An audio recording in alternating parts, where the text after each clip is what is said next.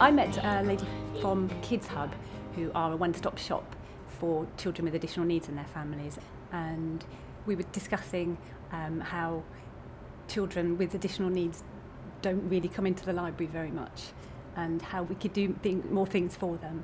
We invite the families to come in on a day when the library would normally be closed. There's no other members of the public there to either disturb the child or for the child to disturb, and I think that that's a large part of why those families are not coming to the library on a regular basis. They're worried that it's going to take too much effort to bring that child into the library.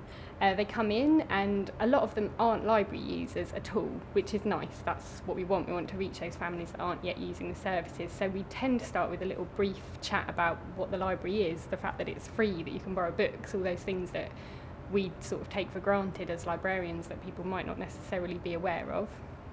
And then we let them have a bit of an explore of the library. They can become members if they'd like to, and then we tend to share stories with them.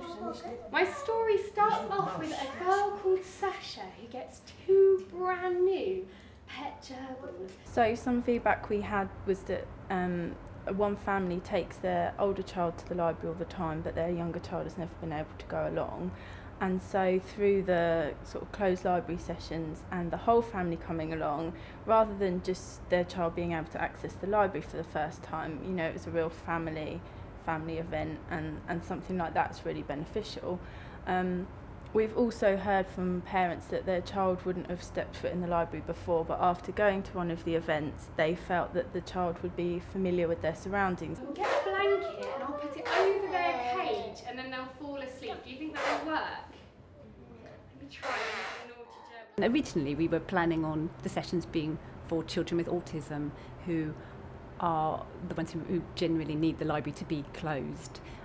But actually when we talked to the ladies from KidsHub, we found that there was a much wider community who weren't using the library, who have a much bigger range of special needs.